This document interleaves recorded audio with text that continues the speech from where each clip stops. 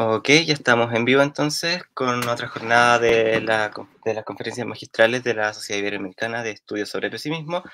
El día de hoy nos acompaña la doctora Josefa Ros Velasco con su conferencia titulada La enfermedad del aburrimiento.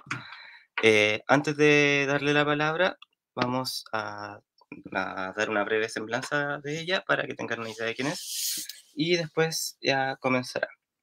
Bueno, Josefa Ros Velasco, investigadora postdoctoral en la Universidad Complutense de Madrid, donde dirige el proyecto Pre-Board Wellbeing and Prevention of Boredom in Spanish Nurses' Homes, financiado por el Programa Europeo Horizonte 2020, bajo un contrato Marie Slowetska Curie Actions, con el que persigue conocer las causas y las consecuencias de la experiencia del aburrimiento en las residencias de mayores de España y proponer soluciones coherentes con las necesidades de los mayores y los recursos de las instituciones. Previamente fue investigadora postdoctoral del programa Postdoctoral Research Fellowship at Harvard University for Distinguished Junior Scholars desde septiembre del 2017 hasta agosto del 2021. Es especialista en estudios de aburrimiento desde una perspectiva multidisciplinar. También es fundadora y presidenta de la International Society of Boardroom Studies.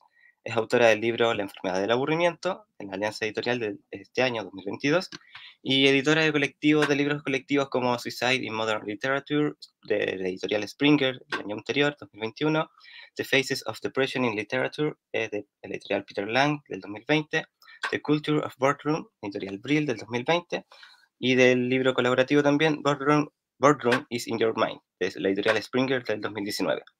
También es colaboradora del blog Envejecer en Sociedad del CNIE, donde publica artículos de divulgación sobre el aburrimiento de los mayores, y es formadora de la alternativa EDEN España. Por sus logros académicos ha recibido distinciones como el Premio Nacional Investigación Marie Moliner de este año 2022, el Premio Medios de Comunicación Nacional de Domus V del 2021, el Premio Alumni de la Universidad Complutense de Madrid de Investigación del 2021, el Premio Julián María del 2020 o el Lincoln Book Prize for Excellence in Teaching and Service de la Universidad de Harvard del 2019, entre otros tantos. Ahora sí, entonces, doctora Josefa Ros Velasco, la pantalla es toda suya. Yo me quedaré aquí tras bambalinas por si necesita asistencia. Usted me indica cuando necesita proyectar algo para mostrarlo. ¿Todo bien? Estupendo, Paolo. Ok. Muy bien, muchísimas gracias por la presentación excelsa, generosa que has hecho de mi trayectoria. Es un placer enorme estar esta tarde para los que nos siguen desde España y bueno, esta mañana quizá para los que nos siguen desde allá, desde Latinoamérica, pues este ratito que vamos a pasar juntos en el que la intención un poco es contaros las claves de mi última publicación, que es este libro que tenemos aquí, La enfermedad del aburrimiento. Esta es la segunda conferencia que voy a dar en el marco de la serie de conferencias magistrales que organiza la Sociedad Iberoamericana de Estudios de Pesimismo. Hace un par de años, recuerdo que también me invitaron, justo cuando estaba todo comenzando, me invitaron a hablar sobre la cuestión del aburrimiento en Schopenhauer. Y dice, bueno, una especie de mezcla entre Schopenhauer y Blumenberg, hablando sobre esta cuestión del aburrimiento, cuáles eran sus paralelismos, sus diferencias, y estuvo muy bien, la disfruté muchísimo, así que este año, cuando me ofrecieron participar de nuevo, pues como no pude decir que no, desde luego tenía que lanzarme a la piscina. Como no disponía de mucho tiempo en esta ocasión para trabajar sobre otro autor pesimista, porque no es mi campo de especialización y con la publicación del libro pues se ha disparado mi agenda, está al borde del estallido, pues los compañeros tuvieron a bien en sugerirme que hiciese una breve presentación de las claves del libro y me pareció estupendo, porque he hecho algunas, pero casi para para los amigos de Latinoamérica, casi no he hecho nada todavía o no les he presentado el libro en condiciones, así que me pareció una idea estupenda y eso es un poquito lo que me dispongo a hacer pues en los próximos 40 minutos aproximadamente. Esta va a ser una presentación quizá para mí un poco extraña porque he hecho ya muchas presentaciones del libro aquí en España, pero siempre han sido presentaciones en las que he estado acompañada de alguien y presentaciones que tenían un hilo conductor a partir de una serie de preguntas, ¿no? Pues todas aquellas que siempre son las que más resuenan, como qué es el aburrimiento, cómo se define, nos afecta más el aburrimiento a hombres o a mujeres, a niños o a mayores, qué experiencias del aburrimiento puede uno encontrarse a lo largo de la vida, puede ser el aburrimiento una enfermedad. He ido respondiendo un poquito a todas estas preguntas que son en torno a las cuales se articula el argumento del libro. Sin embargo, en esta ocasión estoy yo sola, así que voy a hacer una presentación un tanto libre, iré avanzando en función de cómo avanza el propio argumento del libro y de por dónde me lleven los derroteros. Lo voy a tomar como un encuentro un tanto informal para estar ciertamente un rato con vosotros y divertirnos, no aburrirnos, por supuesto, y conocer mejor en qué consiste todo este trabajo que he estado elaborando durante la última década. Bien, pues como ha comentado Paolo, quería yo también incidir en algunas cuestiones técnicas de la enfermedad del aburrimiento. Él ya ha mencionado que se publicó este año, en 2022, esto fue a finales de abril, si no me equivoco, y este libro está publicado con Alianza Editorial. Tuve una suerte enorme de que mostrasen interés por mi trabajo y poder lanzarme, porque es la primera vez que escribo una monografía, que publico una monografía y encima en español. Y claro, poder hacerlo con una casa como Alianza, pues ha sido entrar por la puerta grande, como se suele decir. Como veis, es un texto bastante amplio. En su origen creo que estaría compuesto por aproximadamente el doble de páginas, pero bueno, ya sabemos esto que pasa, que al principio uno construye un texto mucho más académico, casi mi intención era tener una Biblia con respecto al aburrimiento, tener en un solo lugar todo lo que se había dicho a lo largo de la historia de Occidente a través de narrativas filosóficas, teológicas, de estudios literarios, médicas, psicológicas, en un solo sitio, todo lo que desde estos frentes se había dicho acerca del aburrimiento como una psicopatología. Sin embargo, bueno, pues hubo que empezar a aligerar un poquito ese aparato crítico, a hacer la cosa algo más liviana, más accesible a un público general, y al final este fue el resultado. Son aproximadamente unas 250 páginas. Está compuesto el texto por 8 capítulos y además lleva un prólogo del filósofo español Carlos Javier González Serrano, que es el presidente también de la Sociedad de Schopenhauer y que todos los que me estáis escuchando ahora mismo conocéis sobradamente, y al que mando un abrazo enorme porque es un gran amigo, además de colaborar y embarcarse conmigo en estas aventuras en las que yo me embarco. Un prólogo que desde luego hace justicia a lo que es el contenido del libro y además abre el apetito, y que se puede leer de forma gratuita en la página de Alianza Editorial. Simplemente buscando la enfermedad del aburrimiento, pues ese pequeño prólogo para abrir boca está accesible a todo el mundo. Tiene un precio, por terminar de concretar estos detalles técnicos, tiene un precio de cerca de los 19 euros y sé que se ha llevado a cabo la primera reimpresión para mandar una remesa de ejemplares a Latinoamérica, así que ya se está vendiendo en algunas librerías mexicanas, en algunas librerías colombianas, argentinas, debe de estar pronto en todas las librerías. Bueno, dejando esto al margen, y si hay alguna cuestión más que tenga que ver con el aspecto técnico de esta obra, pues podemos profundizar un poquito más después. Me gustaría contaros ahora a continuación de dónde vino toda esta idea de describir la enfermedad del aburrimiento. He hecho ya un poquito de spoiler, he desvelado que llevo una década entera trabajando en esta cuestión del aburrimiento. La enfermedad del aburrimiento iba a ser, al principio, en sus orígenes, el resultado de mi tesis doctoral. Pero luego la cosa se fue complicando y complicando cada vez más. Las investigaciones durante el postdoctorado iban llevándome por otros caminos y finalmente, pues bueno, 10 años enteros después, yo llegué a la cuestión del aburrimiento, y esto es importante para entender las raíces de esta obra, casi de pura casualidad.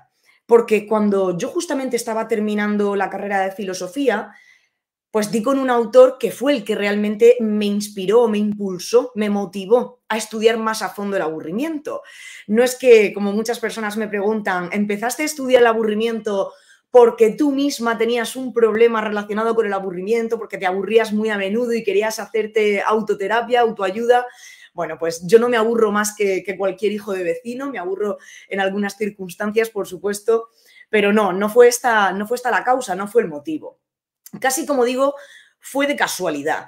Yo había empezado a estudiar a Hans Blumenberg y concretamente su obra Tiempo de la vida, tiempo del mundo, porque en esta obra, bueno, pues hay un pequeño pasaje que habla de que cómo le afecta la conciencia de saber que el tiempo del mundo es muy extenso, mientras que el tiempo de la vida de una persona es tan limitado que ese tiempo del mundo sigue estando ahí antes de que nosotros vengamos y va a seguir estando ahí cuando nos marchemos de él.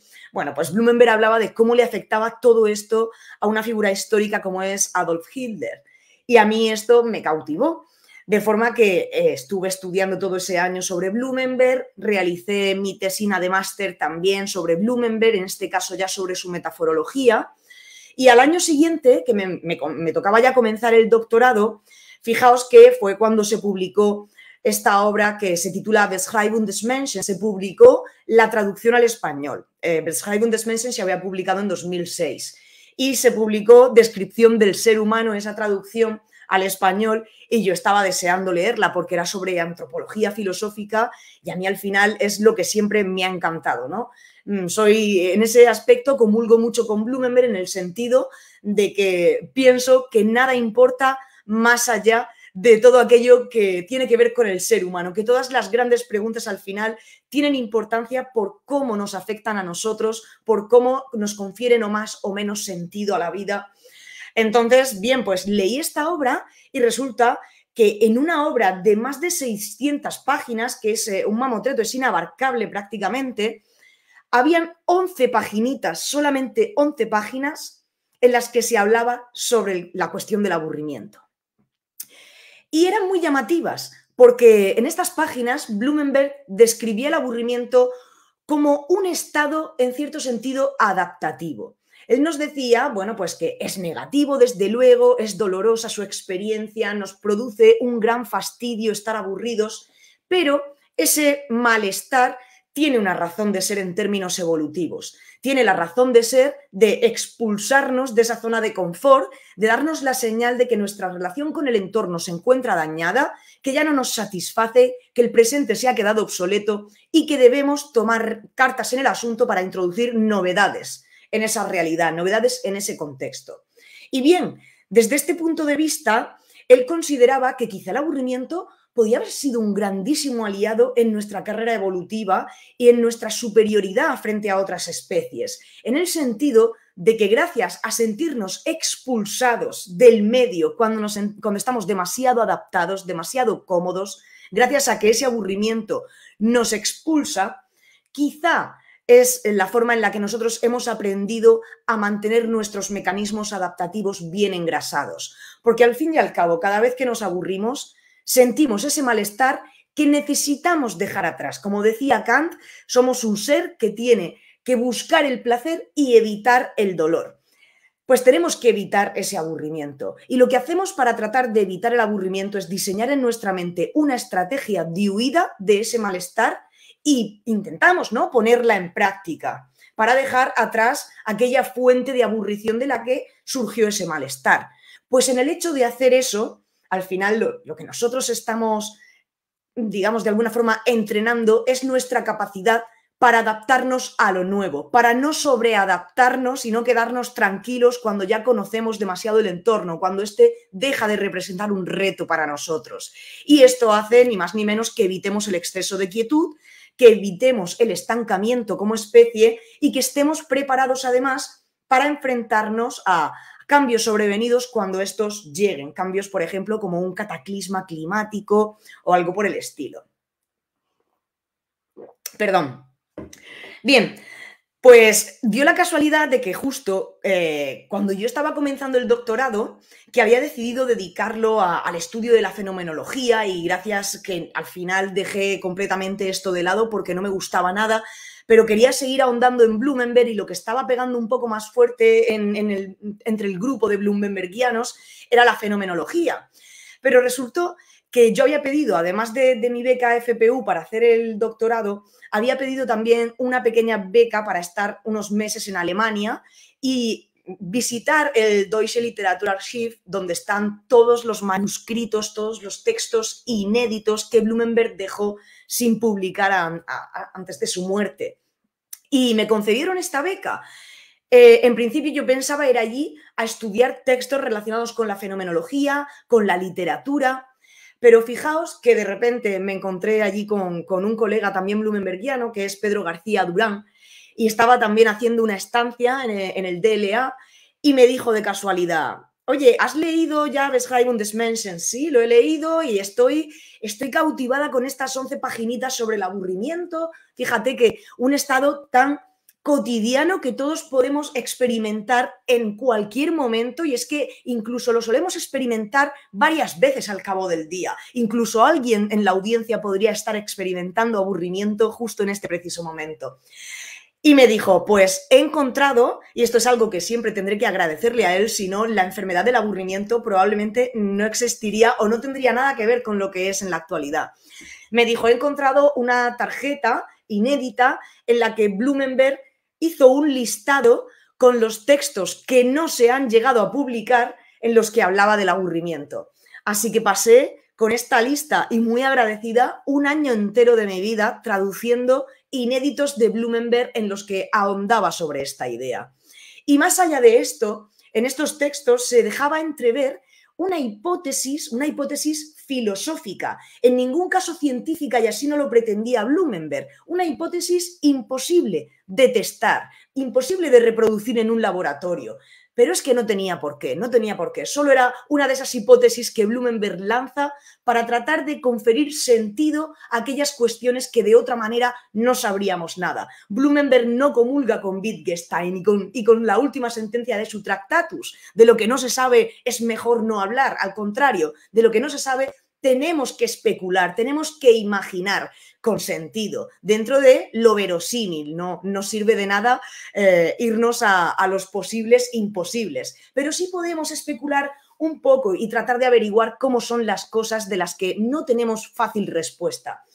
Y en estos textos, esta hipótesis que él planteaba nos venía a decir que muy probablemente en algún momento de nuestra carrera evolutiva puede que a la altura entre Homo ergaster y Homo antecesor, cuando nuestros ancestros tenían un nivel de comodidad, de adaptación suficiente, cuando vivían con una separación del trabajo bastante diferenciada, algunos que iban a la caza, otros que se quedaban en el campamento base, es posible que se desarrollase justo ahí la capacidad para aburrirse, de manera que quienes permanecían en los campamentos base y tenían vidas mucho menos excitantes, a diferencia de los cazadores, pues estos pudiesen entretenerse de alguna forma. Y planteaba también que quizá fue el mismo aburrimiento el que hizo de motor, de fuerza motriz, para impulsar el desarrollo del lenguaje más complejo y del pensamiento simbólico.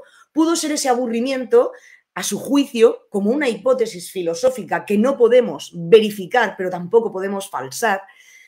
Puede que fuese ese aburrimiento entre los más débiles, los que estaban privados realmente de las funciones de la caza, de esa vida tan excitante, los que permanecían en los campamentos y tenían mucho tiempo libre, porque estos ancestros, al contrario de lo que se suele pensar, no pasaban toda su vida, todo el tiempo trabajando para alimentarse, para cubrir las necesidades primarias, en absoluto, todo lo contrario. Como mucho, ahora se sabe que dedicaban unas 15 horas a la semana a estos asuntos, y el resto del tiempo estaban descansando, entreteniéndose, jugando, bañándose, etcétera. Entonces, bueno, ¿por qué no es posible pensar que entre los más débiles, las madres con los hijos, los enfermos, los mayores, todas estas personas que no podían participar en las actividades de la caza, quizá necesitaron ocupar su tiempo de una forma más significativa, y esa necesidad de ocupar su tiempo les llevó a querer comunicarse más entre ellos, a querer comunicarse no solamente sobre lo que estaba pasando en el presente, no solamente sobre lo que pasó hace tiempo, sino incluso a imaginarse qué estaría pasando, qué les estará pasando a los cazadores que marcharon hace un mes. Bueno, como digo, es simplemente una hipótesis, y esta hipótesis, por cierto, forma parte del libro está explicada y es el último capítulo de la enfermedad del aburrimiento. Lo titulé Vuelta a los orígenes, la patológica prehistoria del aburrimiento. Bien, porque me gustó la idea de ponerlo justo al final y entenderéis más adelante por qué. Creo que hace sentido con el penúltimo capítulo, que es en el que yo ya suelto toda la que es mi visión realmente sobre el aburrimiento, sobre cuál es su función y sobre si realmente el aburrimiento cumple un papel o no en nuestra vida. Así que justo vuelvo sobre esto, que fue lo que dio origen a todo al final del libro. Pues bien, a mi regreso a España ya empecé a desarrollar todo esto, todos los textos traducidos, a utilizarlos y a desarrollarlos para preparar mi tesis doctoral y quise buscar qué otros autores, desde la filosofía o cualquier otra disciplina, habían trabajado sobre el aburrimiento y lo habían considerado desde esta perspectiva. Y fue sorprendente porque no encontré a ninguno. Actualmente, y esto es algo de lo que también hablo en el libro, un poco de manera superficial, hay algunos colegas desde la filosofía han desarrollado lo que se conoce como la teoría de la funcionalidad del aburrimiento. Y nos viene a decir que el aburrimiento es funcional porque señala ese desequilibrio entre el individuo y el entorno, entre nuestra necesidad de estimulación cognitiva y lo estimulante que percibimos el entorno, y esto nos ayuda a darnos cuenta de que tenemos que introducir una novedad en el contexto. Y al mismo tiempo es funcional porque nos manda la señal de, oye, no pierdas más tiempo con esto que estás haciendo porque no te satisface. No inviertas más tu energía en esta actividad porque realmente la recompensa que vas a recibir por estar comprometido con este contexto, con esta circunstancia, este entorno, esta actividad, no es suficiente para el gasto de energía que estás haciendo. Entonces, de esta manera, lo presentan como si hubiesen descubierto un poco la rueda, ignorando que ya esto lo había dicho Blumenberg, y lo ignoran de manera totalmente inconsciente, porque no han leído a Blumenberg, no han leído mi tesis en español y, por supuesto, no han leído los inéditos de Blumenberg en alemán. De manera que, bueno, ahora es cuando intento decirles, hay un precedente de esto y estaba escondido, así que lamento deciros que no habéis inventado la rueda, que tenéis que empezar a citar a Blumenberg y referiros a él porque fue quien abrió esta línea, ¿no?, de tratar el aburrimiento en estos términos. Con lo que yo me encontré, por el contrario, fue con toda una corriente de investigación en torno al aburrimiento que procedía de las ciencias de la salud mental. Estudios que se dedicaban básicamente a tratar de definir qué era el aburrimiento, entender cuáles son sus consecuencias negativas para tratar de ponerles solución. Y yo me planteaba, ¿cómo es posible que se estén fijando tanto estos profesionales de la salud mental en los consecuentes negativos del aburrimiento? Si Blumenberg nos dice que incluso aunque respondamos al aburrimiento de manera negativa, de una forma disfuncional, desadaptativa, esto incluso siempre es mejor que caer en el estancamiento, que es lo más parecido a la muerte, la quietud eterna. De nuevo, si volvemos a esa reacción que nos provoca el aburrimiento, cuando nos estamos aburriendo, somos primero conscientes de cuál es la fuente de aburrición, de dónde viene ese aburrimiento, desarrollamos nuestra estrategia de huida y tratamos de ponerla en práctica, ¿cierto? Bien, pues esa estrategia de huida, lejos de lo que nos gustaría pensar y de lo que nos intentan hacer pensar todos estos eslóganes que últimamente están plagando los medios de comunicación, no es una estrategia creativa, no suele ser algo que nos saca de nuestra zona de confort. Así que todo esto del abúrrete te hará ser más creativo, nanay de la China, como se suele decir, en absoluto. Normalmente la estrategia que desarrollamos para huir del aburrimiento no nos hace movernos ni un ápice de nuestra zona de confort. Apenas recurrimos a los entretenimientos que ya conocemos, a los más fácilmente accesibles, a lo que nos ha funcionado en el pasado, y en muchas ocasiones, y este es el problema, esa respuesta que damos frente al aburrimiento tiene esa forma desadaptativa, disfuncional. Tendemos a caer en respuestas del tipo comer más, beber más, incurrir en conductas extremas para romper con el tedio, con el hastío, en conductas violentas. Bueno, y además, esta corriente que procede de las ciencias de la salud mental se fijaba mucho en cómo el aburrimiento, en ciertas instancias, puede dar paso al desarrollo, puede ser el responsable del desarrollo de algunos trastornos como la ansiedad, el estrés, la depresión e incluso empeorar condiciones preexistentes.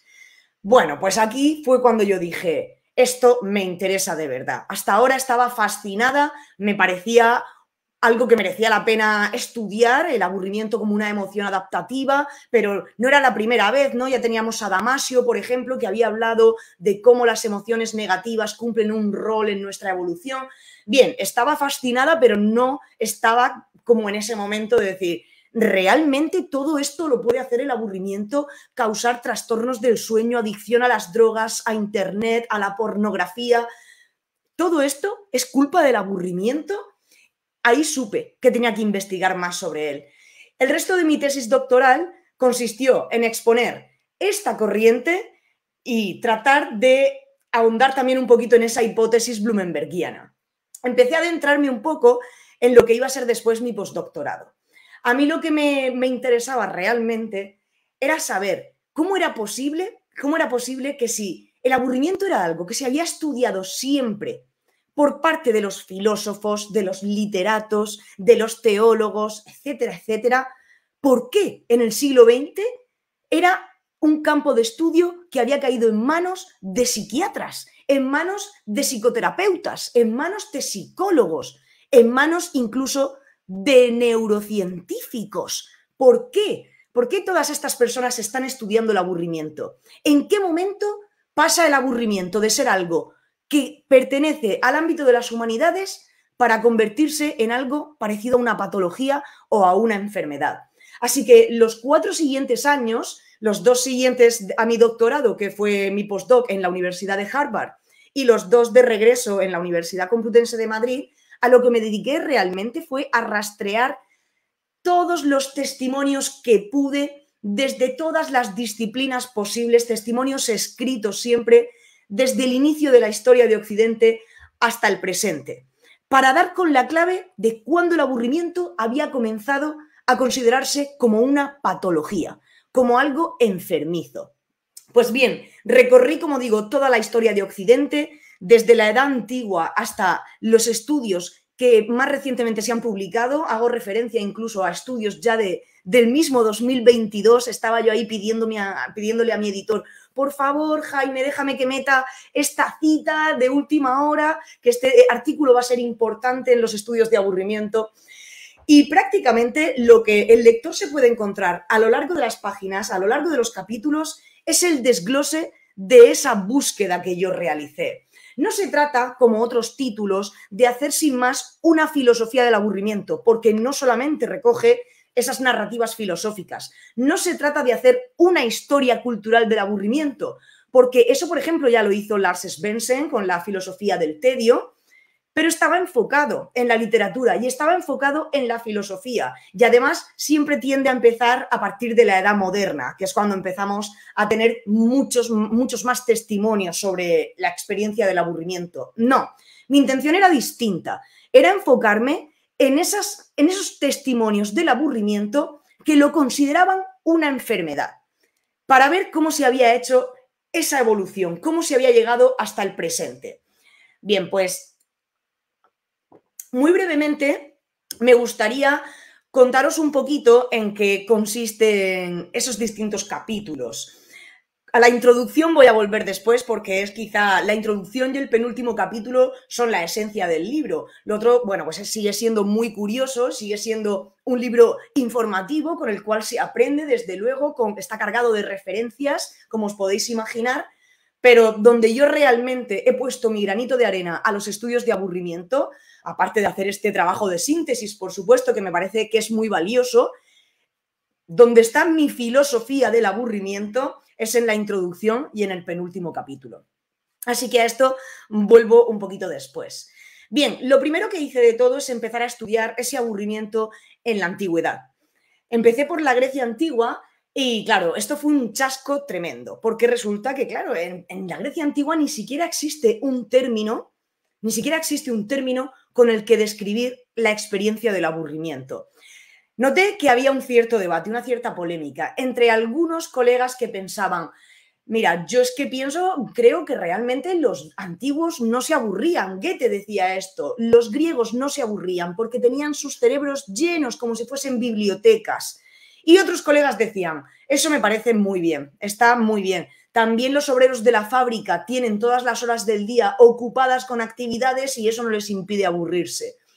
Otros colegas comentaban que era completamente imposible pensar que los griegos no se hubiesen aburrido, teniendo en cuenta este punto de partida desde el que hemos empezado a avanzar, sobre el cual consideramos que el aburrimiento es algo casi, no digamos inherente al ser humano, pero incluso antes, está con nosotros incluso antes de que pudiésemos denominarnos Homo sapiens. Es decir, en algunos estadios previos al Homo sapiens y del Homo sapiens sapiens. Entonces, es imposible pensar que los griegos no se aburriesen. Empezamos a indagar un poquito en algunos testimonios, por ejemplo, nos detenemos en Homero, en algunos pasajes de la Ilíada, de la Odisea, en los que quizás se está haciendo referencia. Al principio son todo conjeturas. ¿Es posible que estos soldados, mientras están esperando entre maniobras, entre batallas, estén sufriendo aburrimiento? Algunos expertos apuntaban a que realmente los personajes de Homero estaban hechos para mostrar el aburrimiento, que Ulises se aburría. Bueno, pues muestro un poco todo este debate. Me muevo hacia adelante, hacia la filosofía, y llegando hasta Platón, es una lástima el no ser capaz de encontrar una breve disertación, nada, solo pediría 5 minutos de diálogo en torno al aburrimiento, pero esto no sucede como tal. Digamos que se dice que a Platón le preocupaba mucho, esto es algo que dice, si no me equivoco, Nietzsche, le preocupaba mucho resultar aburrido para los demás, como en ocasiones le pasaba a su maestro, como le pasaba a Sócrates. Ya nos estamos imaginando a ese Sócrates que a veces encontraba gente con la que charlar que le apetecía, pero bueno, todos hemos tenido también ese típico colega de la carrera de filosofía que le gustaba mucho hablar a los Sócrates y uno acaba un poco hastiado, ¿no? Porque solo habla él y solo nos deja intervenir puntualmente para decir, ¿qué duda cabe? Estoy completamente de acuerdo, nadie podría refutar lo dicho. Así que Platón tenía este cierto miedo a resultar aburrido para los demás. Y hay una pequeña parte en el Gorgias, si no estoy equivocada ahora mismo, en el Gorgias en la que habla de que los discursos demasiado largos pueden acabar produciendo aburrimiento en el auditorio. No hay más, aparte de esto no hay nada más. Tampoco lo hay en Aristóteles, a menos que ya empecemos a pensar en la melancolía de la que habla en el problema 30, pero esto sería ir demasiado lejos. Entonces parece que inevitablemente hay que admitir que los griegos o bien no se aburrían o no dejaron constancia por escrito de su aburrimiento, de su experiencia del aburrimiento. Y parece que todos coincidimos, todos los que nos dedicamos al estudio del aburrimiento, coincidimos en que probablemente esta sea la última de las posturas sea la más acertada. Tengamos que inclinarnos por esto, porque los griegos, efectivamente, como cualquiera, se aburrían, pero no escribieron sobre ello. Y no lo escribieron seguramente porque no querían ser recordados como partícipes de tan deshonesta emoción o de tan deshonesto estado. Al final, ¿cuándo surge el aburrimiento? El aburrimiento surge por dos cuestiones, y esta es un poco mi definición del aburrimiento. Nos aburrimos cuando estamos sin hacer nada por obligación, cuando lo que nos gustaría es estar haciendo algo de nuestro gusto, pero también nos aburrimos cuando tenemos que hacer cosas por obligación, cuando lo que nos gustaría es estar sin hacer nada porque así lo hemos elegido nosotros o haciendo algo que nos guste. Pues bien, es lógico pensar que los griegos no quisiesen ser recordados ni dejar testimonio. Hablamos de una sociedad, de una cultura que precisamente aspira a dejar un legado digno de recuerdo a las culturas venideras, no por sus fallas, sino por sus virtudes. Estamos hablando de un pueblo para el que cultivar la virtud es la máxima, para el que participar, preocuparse por los asuntos del pueblo es la máxima. Pues bien, el aburrimiento, si surgía por estar demasiado ocupado en esas actividades, hubiese sido un sacrilegio. Pero es que si hubiese surgido por estar sin hacer nada, también porque uno quizá, oye, pues me voy a dar al vicio y no voy a participar en nada, voy a estar sin hacer nada. Y finalmente acaba surgiendo el aburrimiento, bueno, pues es casi peor todavía. Esa es un poco la tesis que mantienen los expertos. Cuando avanzamos un poquito hacia la época del Imperio, ya puede empezar a rastrearse el uso de expresiones relativas al aburrimiento a través de la expresión taedium, taedium vitae, y aquí nos vamos a encontrar con las primeras menciones serias al aburrimiento. Y no solo al aburrimiento, sino al aburrimiento como patología y como enfermedad. Tenemos por una parte a Lucrecio, que nos va a hablar de ese horror loci, que es ese miedo al espacio, ese miedo que algunos ricos en la Roma antigua tenían a pasar demasiado tiempo en la ciudad y entonces buscaban la más mínima oportunidad para mudarse al campo, y cuando ya llevaban un tiempo en el campo empezaban a aborrecerlo y necesitaban volver a la ciudad, y así constantemente, ¿no? Se hablaba de esto de en vano sirve mudar de cielo si no mudas de alma. Y llegamos a Horacio, que es realmente el primero que va a hablar del aburrimiento en términos de enfermedad. Lo define como una dolencia que ni médicos, ¿por qué aludir al médico? Ni médicos ni amigos son capaces de aliviar, para la cual no se encuentra fácil tratamiento. Empezamos a utilizar un vocabulario que ya nos recuerda, ¿verdad?, al entorno médico. Bien, y si avanzamos un poquito más, llegamos hasta Séneca. Séneca va a patologizar el aburrimiento en el sentido de que es la primera persona, el primer pensador que lo une al suicidio, que habla del suicidio como una de las posibles respuestas frente a una experiencia de aburrimiento que permanece en el tiempo.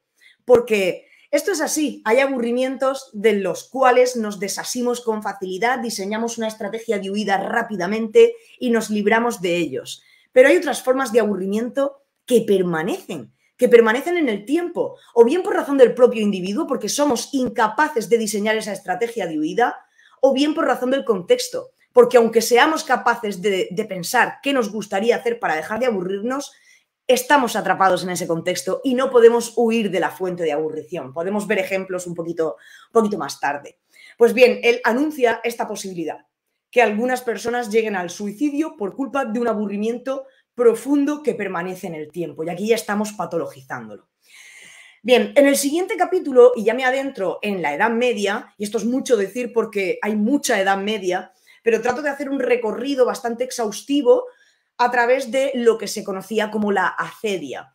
La acedia a veces se traduce literalmente como aburrimiento, otras veces se ha traducido como pereza, como tristeza, y esto tiene una razón de ser, y es que en las distintas listas de pecados capitales que existieron a lo largo de la Edad Media, algunas veces se incluía la tristeza y otras veces la acedia por separado, otras veces estaban unidas, otras veces aparecía la tristeza y la pereza, pero no la acedia, y al final, bueno, se cree que ahí hay una mezcla. Yo traté de ver de dónde venía todo esto y cómo había ido evolucionando. Entonces pasé, por supuesto, por San Agustín, que nos contaba pues que el aburrimiento era esa desgana, más en el término de la pereza, es esa desgana de dedicarte a lo que uno se tiene que dedicar, que es a la contemplación de la divinidad. Avanzo también un poquito hacia Póntico, que nos va a contar que el aburrimiento es el peor de los pecados capitales, cuando el aburrimiento está dentro de la lista de los 8 pecados capitales, cuando aquellos eran 8. Es el peor de ellos, el más dañino, es el más difícil de evitar, el que nos conduce a la condenación irremediablemente. Y este, sobre todo, también entre Póntico y Casiano, van definiendo de nuevo un horror loci en el que se desarrolla ese aburrimiento. Es un espacio concreto, es una situación determinada la que fomenta la experiencia del aburrimiento. Y no un aburrimiento del que es fácil deshacerse, sino un aburrimiento que se da todos los días en esa misma circunstancia. Y hablan del aburrimiento del monje, de ese monje que lleva desde las 6 de la mañana dedicándose a la contemplación de la divinidad y que justo a la 6ª hora del día, que coincide con el mediodía, serían las 12 del mediodía, imaginaos, en vez de las 12, pues para los que vivimos en una cultura latina, las 3 de la tarde, justo después de comer, era la hora que se destinaba a que el monje estuviese solo en su celda dedicándose a la lectura y a la contemplación divina. Y claro, al monje le entraba un sueño tremendo, un sueño que a veces puede provenir, ¿verdad?, de esa experiencia de aburrimiento. No en balde vemos muchas veces que las personas que están aburridas están así, con esta postura, incluso bostezan, y parece, bueno, que ese aburrimiento te puede acabar conduciendo al sueño, ¿verdad? Bueno, pues en este sentido se consideró un pecado capital porque se pensaba que el aburrimiento alejaba a los hombres de sus obligaciones contemplativas. Pero esto, a medida que va avanzando la Edad Media, esta idea se va difuminando y el aburrimiento se va empezando a comprender más en términos de tristeza, de melancolía, especialmente cuando llegamos hacia el final, hacia la escolástica y Santo Tomás, está bastante fundido con lo que se considera la tristeza realmente. Antes de esto, digamos que hay una especie de transmutación. Al principio se considera que el que se aburre es por su culpa, es un mal espiritual que el individuo padece y se le llama así, enfermedad del claustro, enfermedad del alma, enfermedad del monje, enfermedad de los castillos. Bueno, es el individuo el que padece algún tipo de enfermedad, seguimos utilizando la metáfora, enfermedad del alma, del espíritu, que le impide dedicarse a lo que realmente tendría que estar dedicándose, que es a la contemplación divina. Bien, pero esta carga que recae sobre el individuo, con el paso del tiempo, se va desplazando, se va fusionando con algo mucho más orgánico, como es la tristeza o la melancolía.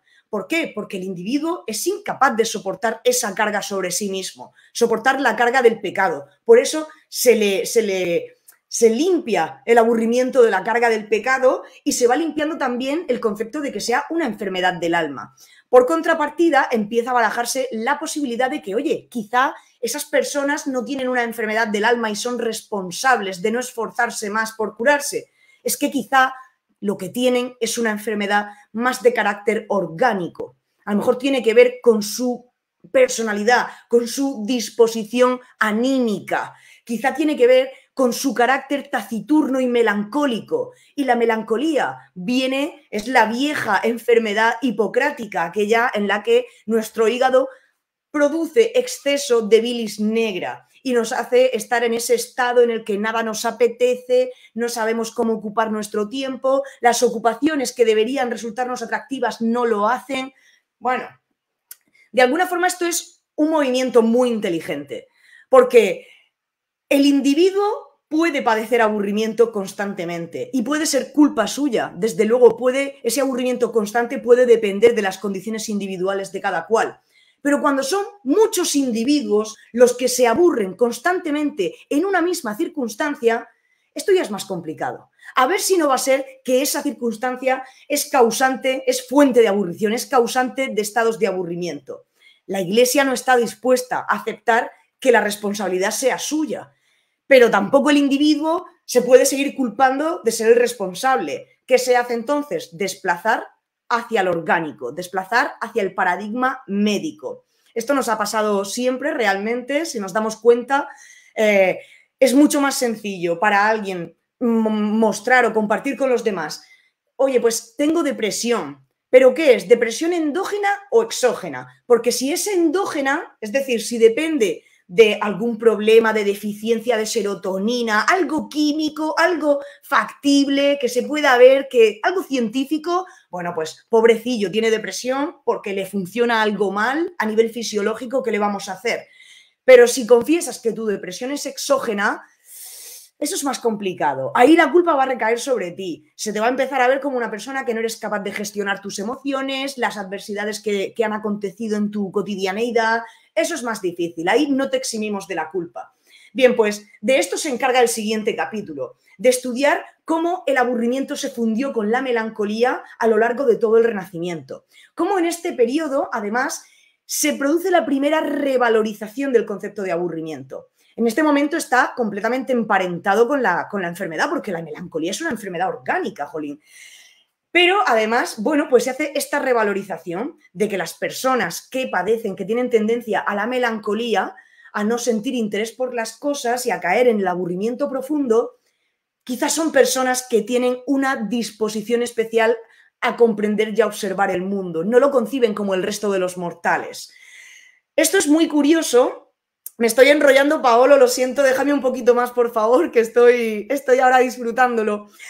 Bien, esto no tiene nada que ver con lo que ahora se comenta de que el aburrimiento nos hace ser más creativos, nos hace ser más inteligentes, nos eleva a un nivel de intelectualidad superior. En absoluto, en absoluto. En el Renacimiento se tenía muy claro que esto estaba limitado para unos pocos. Los eslóganes actuales nos están intentando vender que todos, cada uno de nosotros, en el momento en el que nos aburramos en el sofá de nuestra casa, vamos a tener una gran idea para romper con el aburrimiento. Y esto no es cierto y lo sabe cualquiera que haya experimentado aburrimiento. Y si no, a cualquiera de la audiencia le pido que la próxima vez que experimente aburrimiento, trate de ser consciente de él y de ver hacia dónde le lleva ese aburrimiento y si estaría en condiciones de decir que ese aburrimiento le ha hecho ser más creativo, hasta qué punto, como para convertirlo en un eslogan, ¿no?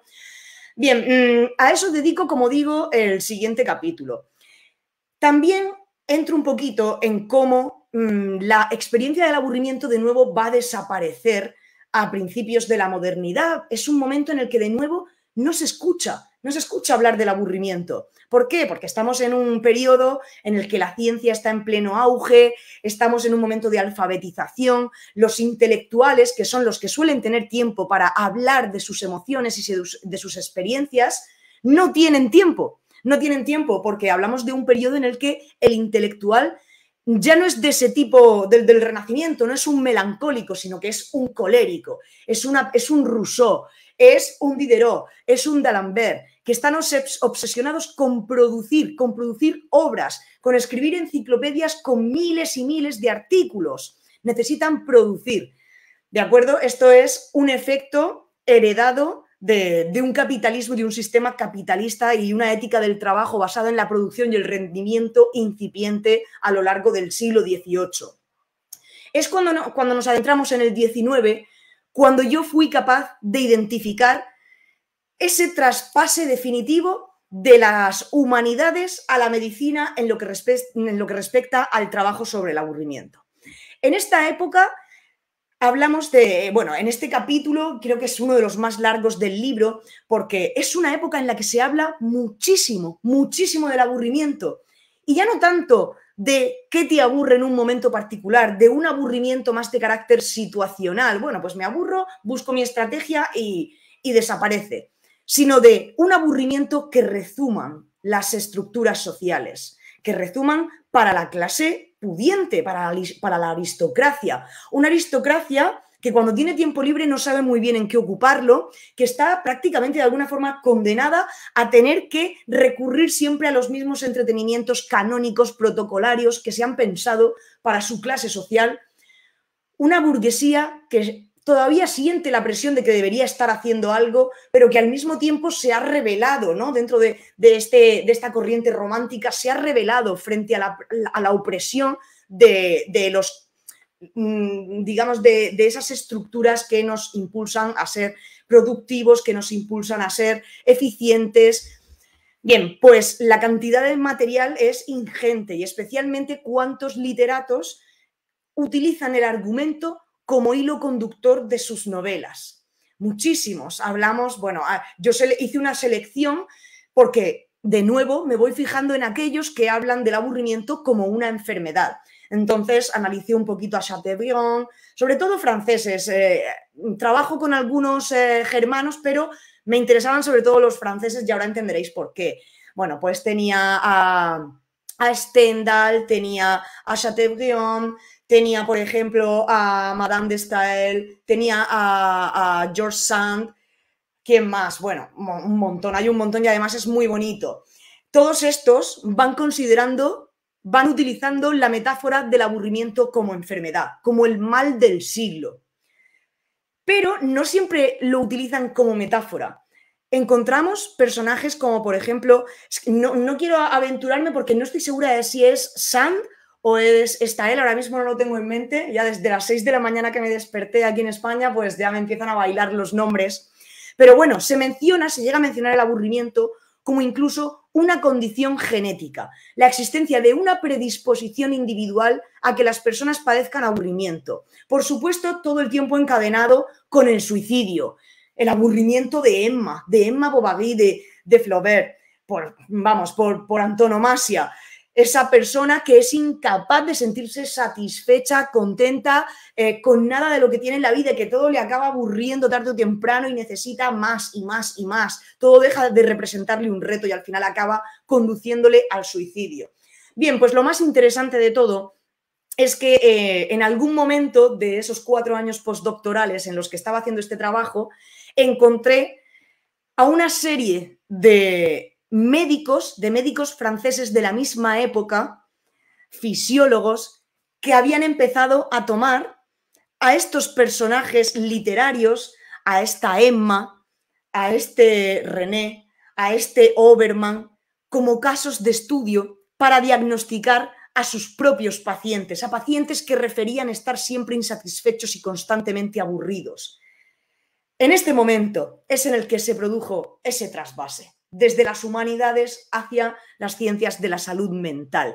No tanto de la salud mental al principio, porque al principio del siglo XIX sigue pensándose que esta enfermedad tiene que ver con el organismo, en el sentido, bueno, pues es el hígado o puede ser quizá, bueno, pero conforme avanza el siglo XIX y empieza a tener un cierto éxito el psicoanálisis y demás, ya empieza a considerarse que es el individuo, en función de su salud mental, de sus condiciones mentales, de sus condiciones de conciencia, de su personalidad, el que es incapaz de interesarse en algunas circunstancias por el contexto. Precisamente esto llama mucho la atención, lo que acaba convirtiendo, y con esto termino este recorrido ya para centrarme muy brevemente en lo que es mi propia tesis, llega un momento, lo que hace que al final el aburrimiento se convierta en un tema de estudio científico, de interés científico, es precisamente la cantidad de quejas que a principios del siglo XX, finales del XIX, empiezan a surgir en el entorno industrial. Esos que pensamos que no se aburren porque están todo el día haciendo cosas. Tendemos a caer en ese error, en el de pensar, uy, yo no me aburro nunca, si yo estoy todo el día haciendo cosas. Es que para aburrirte no es necesario que estés sin hacer nada. Ya lo hemos dicho, puedes aburrirte cuando estás haciendo algo que no te resulta significativo. En el caso del obrero, estás haciendo algo que no te demanda ningún esfuerzo intelectual, que no te llena como persona. Trabajo repetitivo, monótono.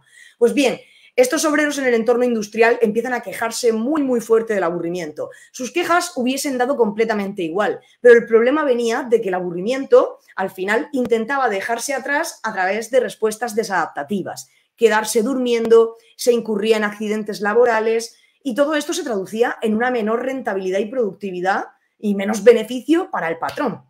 Entonces empezó a estudiarse con seriedad científica desde las ciencias de la salud mental el aburrimiento, no poniendo la vista en el contexto, de nuevo, porque cambiar las estructuras sociales, aunque sean muchos individuos los que se aburren bajo una misma estructura, siempre es más complicado cambiar la estructura que intentar influenciar en ese individuo en particular. Así que a principios del siglo XX, estas ciencias de la salud mental se encargan de experimentar con los obreros hasta niveles insospechados. Al principio empiezan, oye, pues vamos a variar un poco las condiciones ambientales, la iluminación, la refrigeración.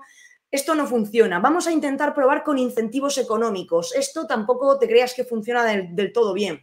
Vamos a intentar probar con anfetaminas.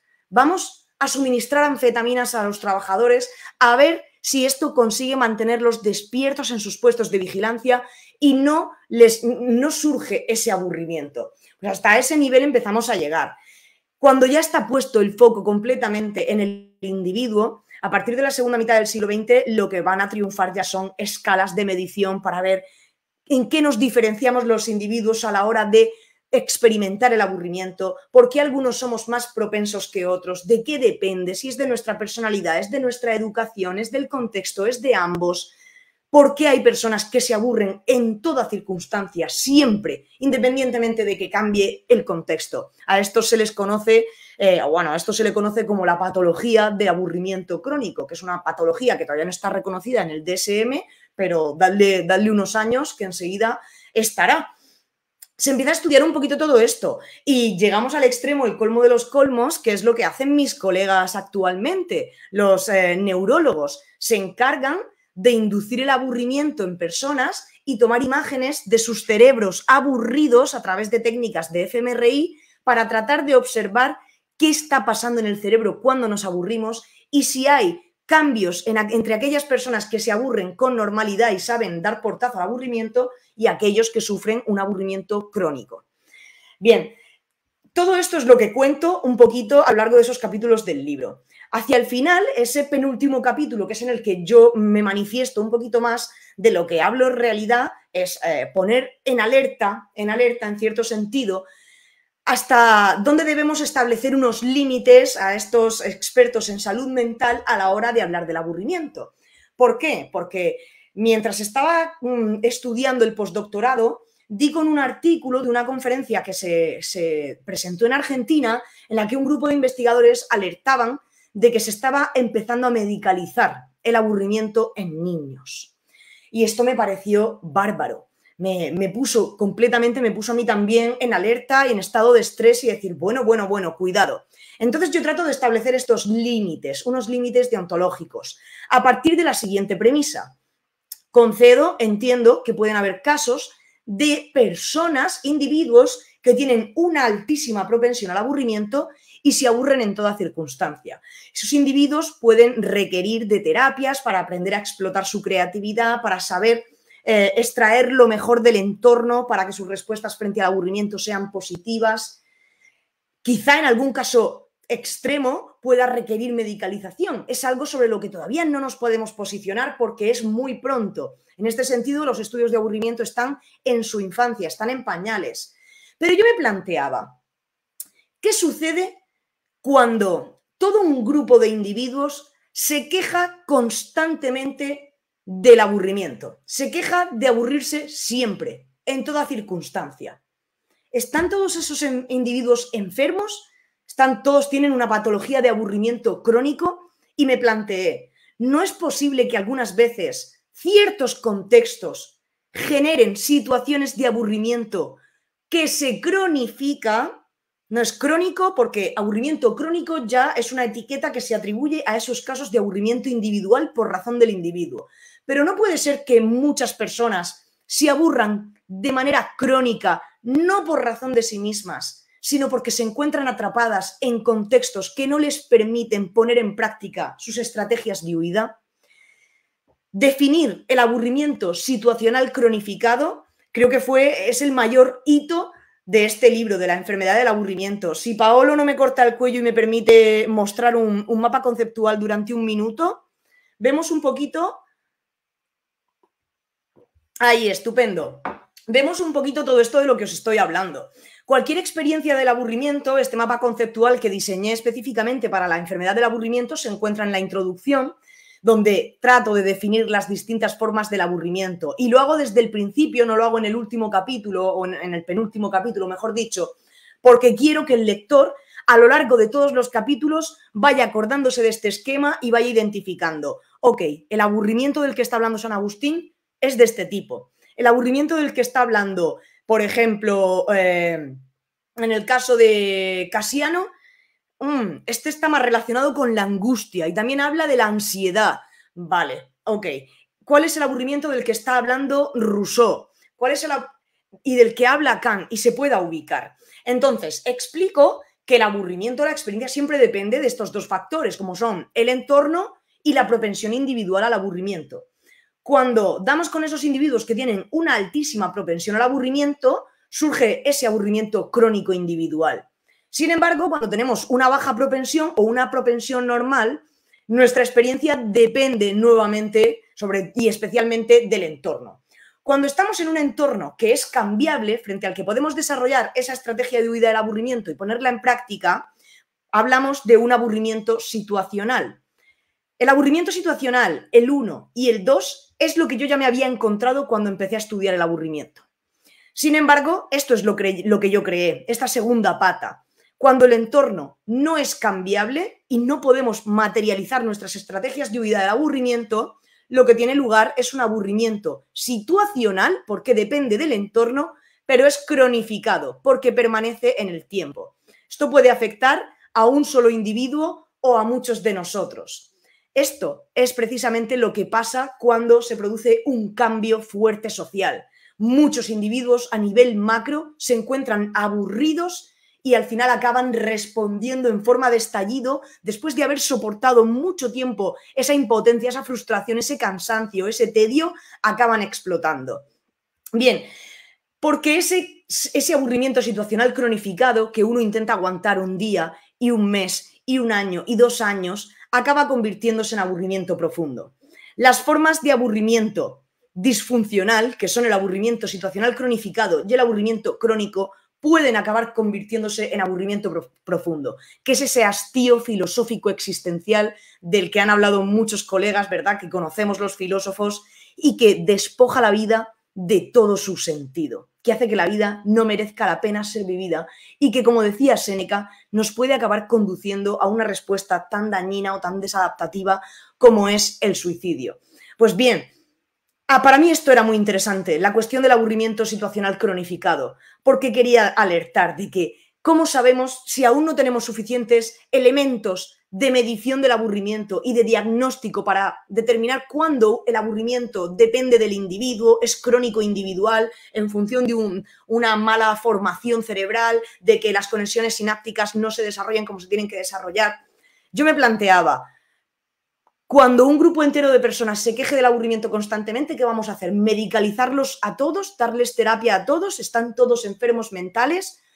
No estamos corriendo el riesgo al hacer esto de acallar ese problema real del cual parte el aburrimiento situacional cronificado, ese entorno que está enfermo, que es el que realmente está enfermo y del cual estamos recibiendo ese malestar y sobre el que deberíamos reflexionar para cambiarlo. Si todas las personas que se quejen constantemente del aburrimiento, si todos nos quejamos de que la sociedad capitalista, por ejemplo, o los políticos nos generan aburrimiento, vamos a una situación más concreta y con esta voy a terminar mi exposición. Cuando ya estaba a punto de terminar la enfermedad del aburrimiento y de publicarla, empecé con este proyecto que está financiado por un contrato Marie Curie, en el cual yo quise trabajar sobre uno de esos espacios en los que se genera aburrimiento situacional cronificado. Y estos son las residencias de mayores. En las residencias de mayores, a pesar de que hay actividades programadas, suelen ser actividades que se programan desde la terapia ocupacional, a veces desde la animación sociocultural, pero son actividades que se deciden las personas que cuidan a los mayores en función de lo que piensan que es mejor para ellos. Pues, por ejemplo, para mantener la destreza manual, para mantener las habilidades cognitivas, la movilidad, etc. Eso está muy bien, pero ¿dónde están todas esas otras actividades que realizamos por puro placer, porque nos dan gusto en nuestro día a día, en nuestra cotidianeidad? Pues pocas veces se deja espacio para que los mayores expresen esas actividades que les gustaría hacer y pocas veces se facilita cuando lo expresan que se materialicen esas ideas. Así que al final la gran mayor parte del tiempo están sentados, están vagando, paseando cuando puede moverse de un lado para otro, viendo la televisión, a solas en sus habitaciones. El problema que yo identifiqué es que las personas mayores se aburren. No todos, por supuesto, pero hay muchas personas mayores que se aburren en las residencias. Están todos enfermos, se aburren constantemente y se quejan del aburrimiento a diario. ¿Están todos enfermos? ¿Sufren todos de aburrimiento crónico individual? Difícilmente. ¿No es más bien que se encuentran en un entorno en el que, aunque ellos experimentan aburrimiento, son conscientes de por qué se están aburriendo y son capaces de pensar qué les gustaría hacer para dejar de aburrirse? No pueden ponerlo en práctica porque son personas dependientes, porque están en esa institución, porque dependen, valga de nuevo la redundancia, son vulnerables y dependen de aquellos que les cuidan, de que ellos pongan los medios para que esas ideas que ellos tienen para no aburrirse lleguen a materializarse, se pongan en la práctica. Pues a mí me preocupaba precisamente esto. Si cuando un grupo de personas en un escenario de aburrimiento situacional cronificado se quejan constantemente del aburrimiento, las medicalizamos, por ejemplo, llegamos al extremo de pensar, bueno, pues tendrán un problema, todas están enfermas, realmente no estamos incidiendo en lo que tendríamos que incidir, que es ese escenario fuente de aburrición, sobre el que tenemos que intervenir para introducir novedades.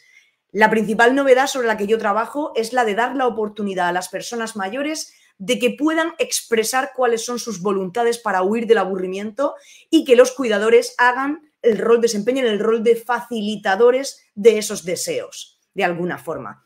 Esta es un poco la tesis, la conclusión a la que llego, y puedes quitar si quieres ya la presentación, Paolo, porque con esto voy a terminar.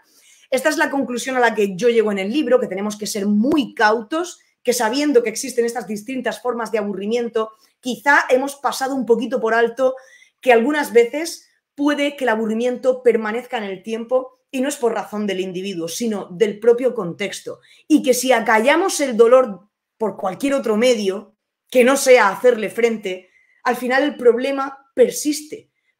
Solo estamos anestesiando el síntoma, lo estamos volviendo asintomático, pero la enfermedad va a seguir estando ahí. Bueno, pues no merece más la pena hacer un ejercicio de responsabilidad, hacernos cargo de cuál es la fuente de aburrición, tratar de explorar el horizonte de posibilidades que hay en nuestro contexto para responder frente a esa fuente de aburrición de forma productiva, de forma, no productiva en el mal término, no se me malentienda, de una forma óptima, de una forma que deje de lado las respuestas desadaptativas, disfuncionales, etc. No merece la pena hacer este esfuerzo, y ya no solo a nivel colectivo, sino nosotros mismos. El mensaje que dejo al lector al final del libro es: la próxima vez que te aburras, vas a ser consciente de tu estado de aburrimiento como nunca antes en la vida habías sido.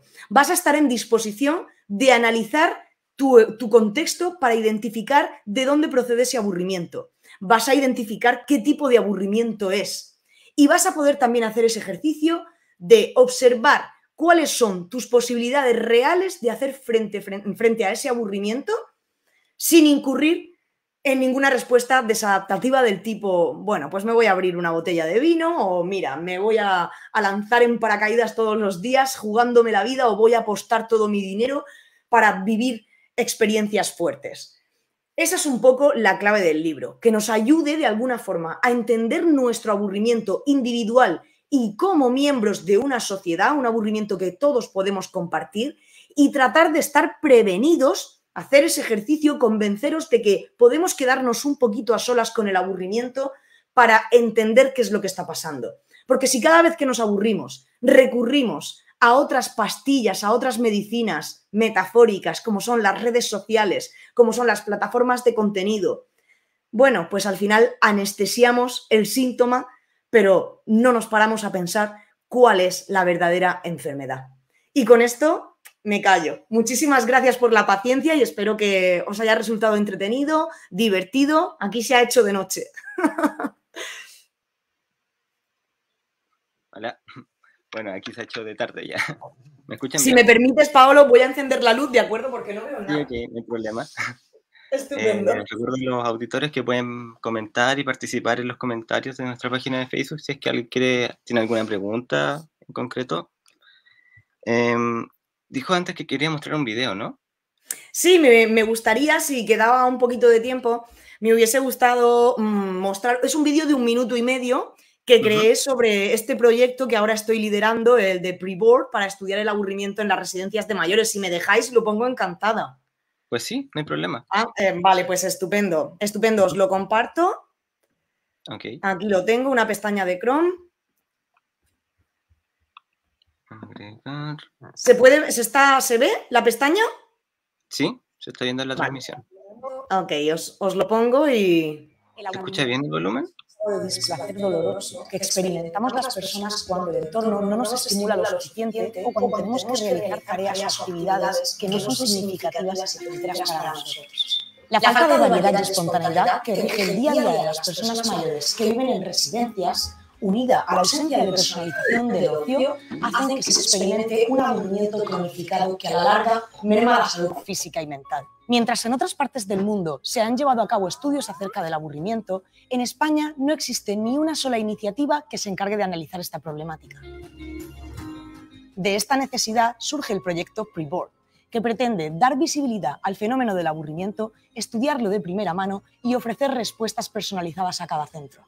Este proyecto está financiado por el programa Horizonte 2020 de la Unión Europea y se desarrolla bajo un contrato Marie Curie. Desde Preboard queremos dar voz a las personas mayores y a sus compañeros de cuidado para que puedan expresar su experiencia acerca del aburrimiento y así avanzar juntos en la búsqueda de nuevas respuestas. Animamos a los centros a participar en esta iniciativa pionera para liderar el cambio de cultura en el sector geroasistencial en España. Contamos con vuestra participación en la lucha contra el aburrimiento.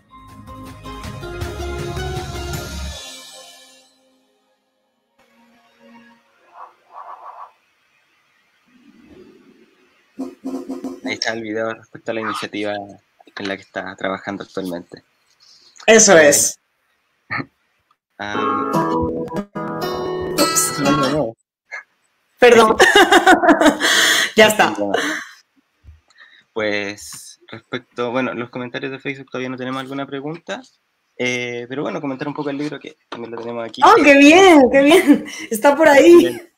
Sí, cargué con harta anticipación. Pero qué bien. Sí, o sea, bueno, una pregunta de mi parte para ir viendo. Ah, bueno, hay una primera. Voy a ponerla en pantalla. Dice, de Riyad Alucard. ¿Qué hay de la adicción a redes sociales digitales como fuga o vía de escape para la sensación de aburrimiento, para evitar convencerse de que la existencia no tiene sentido en sí misma? Ya vi que es volverlo asintomático. Entonces, ¿quién es el responsable? ¿El Estado o el individuo? Bueno, buenísima pregunta. Claro, esto es una parte de lo que más se ha estudiado desde las ciencias de la salud mental, el realmente cómo al final hacemos uso de las redes sociales, en fin, de la tecnología para escapar del aburrimiento. Esto es algo que empieza a gestarse desde que somos bastante pequeñitos, ¿eh? Es difícil desarrollar, es más complicado, pero no imposible, desarrollar una adicción a las redes sociales, por ejemplo, como forma de huida del aburrimiento en la edad adulta y menos aún ya si hablamos de personas mayores, etcétera. En parte, a mí me parece que los grandes responsables de eso, de que esas adicciones hayan empeorado tanto en adolescentes, por ejemplo, es de los adultos, porque nosotros mismos somos quienes no les estamos dando un buen ejemplo a los niños. Cuando los niños nos vienen y se quejan, papá, mamá, tito, tita, lo que quieras, estoy aburrido. Bueno, están los fantasiosos que se han creado esto de él. Deja que tu hijo se aburra, que es bueno, que eso le va a hacer ser más creativo y le va a hacer ser superdotado. Bueno, sí, eso es tan relativo que debería dar hasta vergüenza, ¿no? Manifestarlo de esa forma tan abierta en un titular. Realmente, cuando el niño te está viniendo a demandar esa atención con la premisa de que se aburre, lo que te está demandando no es que le entretengas tú, que hagas de payaso y ocupes su tiempo, sino que te está diciendo, adulto, tú que tienes más años y parece que controlas bastante mejor de la vida que yo, o al menos eso se imagina el niño, por favor, ¿me puedes enseñar qué más hay? ¿Qué otras opciones para ocupar mi tiempo haciendo puedo encontrarme? Porque estas que me has dado en el pasado ya las conozco, ya no me representan ningún reto y necesito nuevas, necesito que me digas qué puedo, qué más puedo hacer, que me abras opciones, que me abras un poquito el catálogo, que introduzcas nuevas opciones. Bien, si los padres o los adultos en esa posición adoptamos una postura acomodaticia y les enseñamos a los niños que, toma, aquí tienes tu pastilla, aquí tienes tu nueva opción para no aburrirte, el niño lo que entiende es, y tú siempre le das esto, el niño lo que entiende es que a través de esto, ya está, se alivia el aburrimiento. Esta es la herramienta para aliviar el aburrimiento. Y no explora más allá, porque esto te mete, valga la redundancia, las redes sociales te meten en una red, que es que los algoritmos te pueden mantener enganchado reproduciendo contenido que saben que te va a gustar horas y horas. En un adulto quizá, oye, cuando ya llevas un rato en Instagram, por ejemplo, ya dices, bueno, ya está bien, a mí qué me importa la vida de la gente, ni la foto que ha colgado nadie, o llevas toda una tarde viendo series y dices, bueno, ya está, voy a vivir un poco mi vida también, a vivir yo mis propias aventuras y experiencias en vez de estar viendo aquí lo que hacen los demás, ¿no? Lo que les ha pasado a los demás.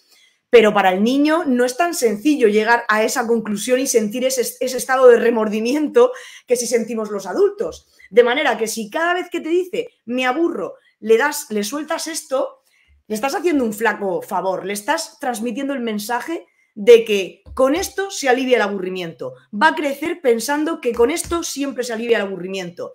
Y sus opciones, sus herramientas para enfrentarse a situaciones aburridas o para llenar el espacio en blanco cuando no tienes nada que hacer de obligación, pues van a estar muy limitadas. Van a estar también muy limitadas. Entonces, responsabilidad cuando tenemos adicciones a las redes en adultos, ciertamente creo que uno tiene que hacerse cargo también de hasta qué punto tú puedes tener una personalidad con cierta tendencia a la adicción. El que es adictivo a algo normalmente no solo lo es a una cosa, sino que lo suele ser a varias, y tienes también un poco que ser un individuo razonable y pensar las cosas y buscar ayuda si la necesitas o ponerte tus propios límites. Pero la mayoría de estas adicciones se dan en adolescentes y son el resultado de que les hemos enseñado que esa es la solución contra el aburrimiento. Sí, muy cierto. Y respecto, bueno, antes de ir con las siguientes preguntas, que salió una más, de lo que estaba diciendo último, de esto de que la responsabilidad entonces sería como, en concreto, del individuo y del individuo adulto que está a cargo de los niños, resulta altamente problemático, me parece, esto de entregar simplemente el celular como la panacea que siempre lo va a mantener entretenido, porque a diferencia de otras actividades, las redes sociales y, bueno, en general Internet es algo como extremadamente vasto e infinito que va a estar constantemente renovándose. Entonces, a diferencia de otras actividades, no va a llegar un punto en que esto ya lo va a haber conocido al 100% y no Sí. va a necesitar, va a surgir un nuevo aburrimiento ya del celular o aburrimiento de la red social, porque la red social y el celular, Internet en general, Es nunca va a ser ilimitado. idéntica, como la que vi hace una hora no es la que estoy viendo ahora, la que estoy viendo el día de mañana es muy diferente. Entonces, ahí hay un problema como que es un aburrimiento del que, o sea, es una actividad que no es nada productiva y que el problema yo creo allí es que no genera un aburrimiento que te hace cambiar de actividad. A ver, por una Y parte, eso el debe ser problema está regulado. en que sí que hay opciones de interacción en lo que te ofrece el vasto Internet, como bien lo has denominado, pero la mayor parte de las actividades con las que se ocupa los jóvenes, adolescentes y niños en Internet son pasivas. Son pasivas. Consiste sencillamente en recibir, recibir, recibir. Y tú casi no tienes que hacer nada. No estoy del todo de acuerdo con el hecho de que al final esto va a ser infinito y no vaya a acabar produciendo aburrimiento. Creo que sí, no sé, no me atrevo a decir en esos niños o adolescentes, es posible que en ellos no, pero en los adultos ciertamente sí que lo causa, porque aunque todos los días hay cosas nuevas, ya sabes qué esperar de lo que te ofrece Internet, al menos en este momento. Es cierto que cada vez que entres en tu timeline, en Twitter, vas a encontrar cosas distintas. Pero el problema está en que tú ya sabes en qué consiste la experiencia de entrar en ese timeline. Ya sabes qué esperar. No te representa ningún reto, no vas a descubrir nada nuevo. No es como el primer día que te abriste la cuenta de Twitter y empezabas a recibir seguidores y tú empezabas a seguir a gente, sino que ya sabes lo que es. Entonces cada vez te llama menos la atención. Esto nos pasa no solamente con la tecnología, con el ocio mediado a través de la tecnología, sino con casi todo el ocio que hay a nuestra disposición en la actualidad. Muchas personas me preguntan, ¿y cómo es posible que hoy en día nos aburramos con toda la opción, con el catálogo tan inmenso de opciones para entretenernos que tenemos? Y yo siempre digo lo mismo. Sí, el catálogo es muy amplio, pero es que ya sabemos en qué consisten todas esas opciones. Ya sabemos lo que es ir al cine, sabemos lo que es ir a un concierto, sabemos lo que es ir a tomar unas cervezas con los amigos, sabemos lo que es leerse un libro, sabemos lo que es ver una serie. Cierto, no es, un libro es distinto de otro, vas un día al cine y ves una película y al día siguiente otra, pero lo que es la experiencia en sí, tú ya sabes en qué consiste. ya sabes de qué se trata y qué se siente cuando vas al cine, ya sabes qué se siente cuando sales con los amigos. Al final eso nos pasa un poco y nos acaba produciendo aburrimiento del me gustaría hacer algo distinto, y ese distinto nos suele llevar a los extremos, ¿eh? A jugar con el peligro como si una nueva forma de ocio se tratase. Vamos a intentar ponernos en riesgo nosotros, nuestra salud, nuestra integridad mental y física, nuestra economía, incluso vamos a intentar poner en riesgo nuestra pareja, vamos a ser infieles para sentir emoción, para sentir un poco de emoción. Y llevamos así un siglo entero, ¿eh? Llevamos un siglo entero. Las opciones de ese catálogo de IKEA se van multiplicando, pero son opciones de entretenimiento que están al alcance de todo el mundo, están democratizadas, no distinguen entre género, entre niveles culturales, entre niveles intelectuales, todos están al alcance económico de casi todo el mundo. Bueno, están democratizadas y aunque las multipliquemos exponencialmente y hasta el infinito, el problema está en que acabamos conociéndolas todas, sabemos siempre qué esperar, deja de representar un reto. O sea que creo que sí que nos puede aburrir, pero a mí no me gusta hacer fenomenología del futuro, tampoco me gusta demasiado hacerla del presente y no sé a dónde puede ir a parar todo esto. Pero de lo que estoy convencida es que el aburrimiento tarde o temprano nos va a acabar cuando todos estemos consumidos en ese aburrimiento profundo y no aguantemos más este estilo de vida y esta estructura de vida en la que hemos decidido vivir. Algo pasará. Ese aburrimiento nos va a mover, nos va a hacer reaccionar de alguna forma y seguramente de alguna forma explosiva, que ya se verá si nos lleva a algo mejor o a algo peor. Peor, un cataclismo tal vez. Eso me recuerda mucho la conferencia pasada que di yo sobre, fue algo similar como el aburrimiento en Mailander y Schopenhauer, Sí. y es como eso, como aquí llegaría este estado como perfecto donde ya está todo saciado, donde conocemos todas las opciones y todas están recorridas y todo está ideal, y bueno, algunos autores del pesimismo es como, bueno, al final, a la explosión universal donde ya no hay más mundo, no hay más humanidad. Pero Bueno, no bueno, yo no llego a tanto, desde luego, porque no soy pesimista. Quiero pensar que lo siguiente será mejor. Me gusta pensarlo frente a todos aquellos catastrofistas que ven el presente como el peor de los castigos. Siempre me gusta remitirles, oye, ¿no te hubiese gustado vivir una semana en la Edad Media con una infección de muelas? Seguro que no. Creo que estamos mejor. Lo que pasa es que nos hemos acostumbrado a llevar el tiempo, el ritmo del tiempo se ha acelerado tanto que lo queremos todo inmediatamente. En cuanto estamos vislumbrando una posible mejora social, queremos que se haga efectiva de manera inminente, ya. Y no, los cambios requieren tiempo y los que parten del aburrimiento más aún, porque necesitan sumirnos en ese hastío profundo de desesperación.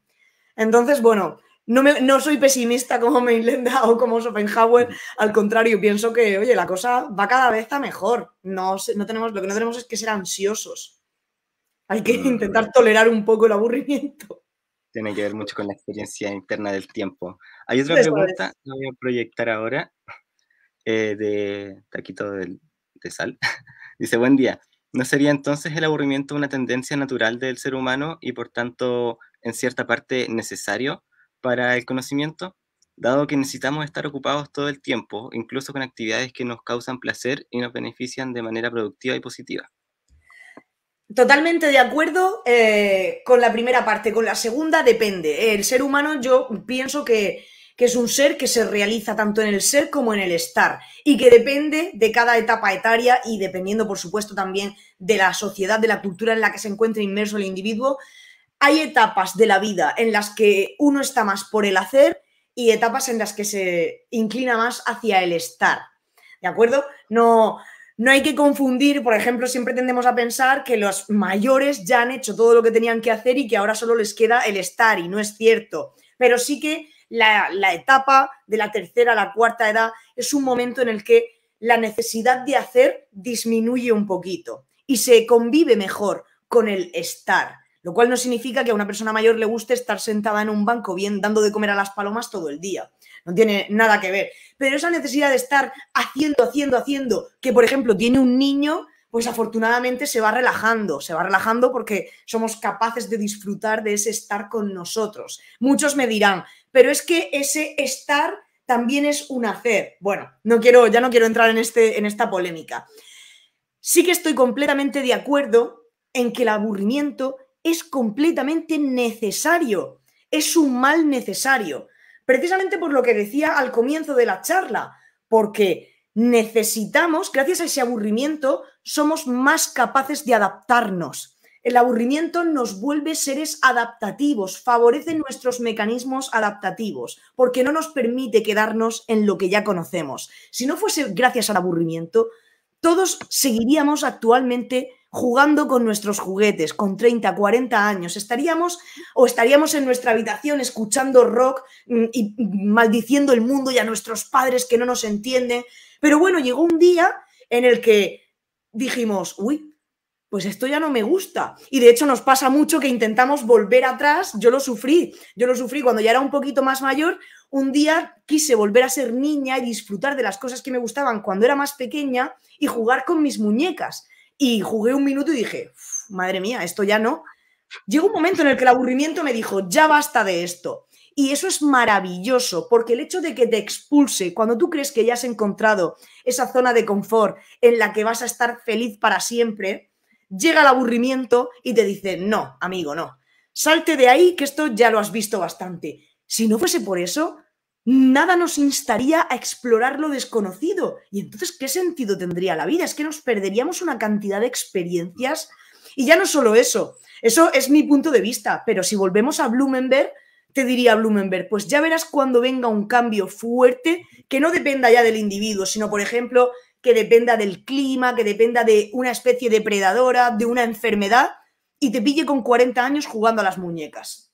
Ya verás lo que te va a suceder, que no vas a ser capaz de adaptarte a él, no vas a ser capaz. Me pasó igual cuando ya era adolescente. Cuando ya había crecido un poco, un día quise volver a encerrarme en mi cuarto con mis pósters, a escuchar mi música favorita, leyendo el libreto de canciones.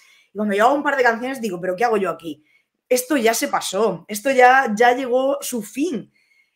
Da rabia en el fondo, pero es bueno que sea así, porque me habría perdido tantas cosas, pero tantas cosas, si no fuese porque el aburrimiento te insta a eso. Entonces, es inherente al ser humano, es natural, es positivo en el sentido de que es funcional. Que nadie piense es positivo porque nos hace ser mejores y más creativos y mejores personas, más inteligentes. No, simplemente hace las veces de mantenerte en movimiento. Evita la sobreadaptación. Y eso es imprescindible para que no nos extingamos. Sí, ese es el mensaje final también del libro, que bueno, altamente recomendado para todos los que nos están escuchando y para cualquier otra persona que pueda estar interesada en, no necesariamente quizá en estudiarlo así como en detalle este fenómeno del aburrimiento, sino en conocerse más a uno mismo, en reconocer este estado como un síntoma, como bien decimos, funcional, un mal necesario, pero a fin de cuentas es funcional y útil. Y la clave en definitiva está conocerlo para hacer lo mejor posible de él. Es decir, para tratar de responder frente a él siendo consciente de nuestras posibilidades reales, evitando esas respuestas desadaptativas, que al final es lo que no queremos. Sí, eso es, Pablo. respecto a eso último, era la pregunta que le quería plantear antes. Que esta relación de la respuesta como más ay, no lo puedo decir. Desadaptativa, sí. O La disfuncional. respuesta más desadaptativa posible, que sería dejar la vida, el propio suicidio, que tocó un par de veces. ¿Cómo se darían igual estas relaciones entre este tedio, como tedium vitae, que dijo que surgió ya en el Imperio Romano, como este hastío de la vida, que no es lo mismo que un hastío de algo en la vida, un aburrimiento durante la vida, sino un aburrimiento de la vida, como de todo en general, como esta peor respuesta posible, ¿cómo se daría en distintos autores del pesimismo? Como antes mencionó en conferencias previas que había hablado de Schopenhauer, cómo se daría en Cioran, Mailander. Bueno, hay muchos autores que desde el mismo pesimismo se podría explorar esta interrelación, creo yo, como de aburrimiento, como el más exagerado general posible, y cómo llega esto a la peor respuesta posible, que es el suicidio, y cómo se daría esto en el pesimismo. Bueno, no sé si hay una respuesta para esto, pero es como un tema A ver, a interesante. lo primero sí te puedo contestar. A lo segundo creo que la persona más capacitada de los que estamos aquí para responder eres tú, sin duda. Porque realmente yo no me he especializado en pesimismo, he leído y casi leo por placer, ¿no? Como para decir, jolín, qué angustia vital tenía esta gente, pero realmente no he leído lo suficiente como para poder adentrarme en esto. Pero, ¿cómo se llega de ese aburrimiento más cotidiano a ese aburrimiento tan profundo que al final no es un aburrimiento con cosas de la vida, sino de la propia existencia? Es el resultado natural de vivir situaciones de aburrimiento un día, otro día, otro día. Vivir aburrimiento cronificado o crónico constantemente y ser incapaz de salir de él, lo que al final acaba diciéndote, ¿para qué voy a seguir viviendo? Lo que te acaba haciendo sentir ese hastío de vivir, es decir, es que no encuentro sentido para mí, me aburre estar en esta vida, me produce dolor, me produce cansancio profundo, que es a lo que se refiere ese aburrimiento profundo, ese cuarto punto que se veía en el esquema. Me produce cansancio extremo seguir viviendo y por eso me suicido. Ahora, cómo esto se ha planteado en distintos autores pesimistas, desde luego es algo que ya me gustaría poder contestar con el tiempo, pero ya me he metido, he hecho transferencia del conocimiento, que tanto se nos pide a los filósofos, y me he metido en un ámbito de estudio mucho más aplicado, más empírico, y la lectura de filosofía la tengo completamente abandonada. Pero completamente. Así que me encantaría, la verdad, conocer más sobre esto, pero me temo que de momento es algo que voy a dejar aplazado. No, pero un tema interesante para más adelante. Sí, Sí, seguro. sí, me hace al tiro como relación con lo que decía, esto del aburrimiento situacional cronificado, cómo llega a extremarse para esta peor respuesta posible Ujú. con lo que planteaba Schopenhauer respecto al suicidio, que es de un individuo que quiere hacer algo o quiere obtener un objeto de deseo, que su voluntad lo quiere constantemente, pero hay situaciones externas que son obstáculos intransables que Que te lo no pueden impiden. ser superados, y entonces se opta como, no puedo ser más intolerable esta situación, este sufrimiento que genera esta incapacidad, pero quiero tener este objeto o esta situación, y es tan imposible que prefiero como dejar de vivir, pero por no dejar de querer esta situación mejor. Es Sí, sí, como, sí, se podría completamente. aplicar perfectamente al aburrimiento, como este motivo de sufrimiento, como incapacidad de obtener un objeto de deseo diferente o Sí, situación sí, sí, sí. deseada. Eso es, completamente. De eso se trata, tanto el aburrimiento situacional cronificado como el crónico. Esa incapacidad de poder conseguir dar portazo al aburrimiento y generar ese nuevo deseo, o incluso aunque lo generes mentalmente, la incapacidad de conseguirlo, al final es lo que te va a conducir, esa incapacidad prolongada en el tiempo, es la que te va a conducir a decir, bueno, pero ¿qué sentido tiene todo? Pues mira, voy a tener un último deseo que sí voy a poder satisfacer, y es acabar con la vida. Y acabar con los deseos y el deseo de deseo. Eso Ujú, es. Es bonito y triste a la vez. sí. Bueno, está el último comentario de la anterior persona que estaba agradeciendo por clarificar su pregunta. Un Y hay placer. otra pregunta. eh, de Miguel T. Andrade, ¿se entera? Sí. Dice, el aburrimiento sería un peso que pende y por fuerza es que nos lleva a depender de formas que el capitalismo aprovecha para ofertar algo que nos sacie, cosa que no sucede. Entonces nos queda la insatisfacción. Entonces, la mejor forma de cambiar el aburrimiento sería conocerlo, pero eso no nos llevaría a un tedio más profundo que nos haría más dependientes, pareciendo así la única forma de liberarnos el acabar con uno mismo, lo último que estábamos hablando respecto al suicidio. Estamos un poco suicidas esta tarde. Bueno, realmente, claro, la mejor forma de combatir el aburrimiento es conocerlo, es ser bien consciente de cuáles son las raíces de las que emana, cuál es esa fuente de aburrición. Así es como vas a ser capaz de desarrollar una estrategia de huida del aburrimiento que esté encaminada hacia algo positivo, hacia algo funcional, totalmente. No alcanzo a ver por qué esto nos iba a convertir, nos iba a llevar a un tedio más profundo, nos iba a hacer más dependientes. Siempre y cuando tú te quedes, hagas ese ejercicio de aguantar un poquito el aburrimiento y quedarte a solas con él y examinar de dónde procede, creo que puedes llegar a pensar, a desarrollar estrategias de huida al aburrimiento que no tengan necesariamente que pasar por un nuevo consumo de un producto del capitalismo, sino todo lo contrario. O sea, podría ser que a raíz de eso decidas dejar de ir todos los sábados al cine y empieces a decidir ir a pasear, sin comprarte ropa deportiva de colorines fluorescentes, no, a disfrutar de la naturaleza, a leer un libro en la naturaleza. Podría ser que te pasase esto. O sea, no necesariamente vamos a suplir el aburrimiento que ya ha generado un propio producto de consumo del ocio del capitalismo con otro. A veces nos pasa, ¿verdad? Estamos viendo una película en Netflix y empezamos a aburrirnos y lo mejor que se nos ocurre para evitar ese aburrimiento es poner HBO. Y luego, si nos aburrimos de HBO, lo mejor que se nos ocurre es ir a Amazon Prime. Bueno, de eso no se trata. Esas son las píldoras a las que yo digo que no hay que abusar de ellas. Están bien para ciertos momentos, claro que sí, pero no hay que abusar en exceso de ellas, sino quedarte un poquito a solas con ese aburrimiento, con ese sufrimiento y ser consciente de si realmente no te lo está provocando el consumo excesivo de ese tipo de producto. Cuando seas consciente de eso, no vas a intentar ponerle remedio acudiendo a algo similar o a otro producto similar del capitalismo. Al final puede ser que caigas en esa trampa muchas veces, pero a raíz de prueba y ensayo y error, puedes acabar cada vez conociéndote un poquito mejor a ti mismo y cuáles son las raíces de ese aburrimiento que sientes en distintas situaciones. Y puedes, desde luego, gestionarlo de manera que no siempre tengas que recurrir a ese pozo infinito de entretenimiento mediado que nos ofrece la sociedad de la cultura de masas. Bueno, con eso estaríamos respondiendo ya la última pregunta. No, me parece que no hay más. Está bien porque llevo muchas horas despierta. Ya debe ser bastante Después de tarde por 6 allá. horas de clase esta mañana con Plotino, que sobrevivir a Plotino también tiene su mérito.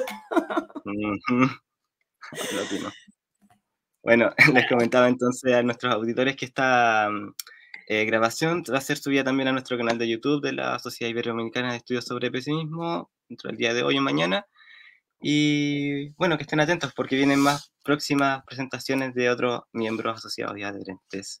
Y eso, un saludo a todos. Pues muchísimas gracias a todos los que nos han acompañado, a ti, Paolo, por supuesto, por moderar la sesión, a la SIEP por la invitación y ojalá haya muchas más, desde luego que sí. Y nada, cualquier duda o comentario que cualquiera me quiera trasladar, mi correo electrónico está en internet para todo el mundo. Podéis seguirme en redes sociales, en Twitter. Y estoy a vuestra enterísima disposición para resolver cualquier duda, escuchar vuestros comentarios y espero, sobre todo, que disfrutéis mucho de la enfermedad del aburrimiento. Y nada, con esto me callo.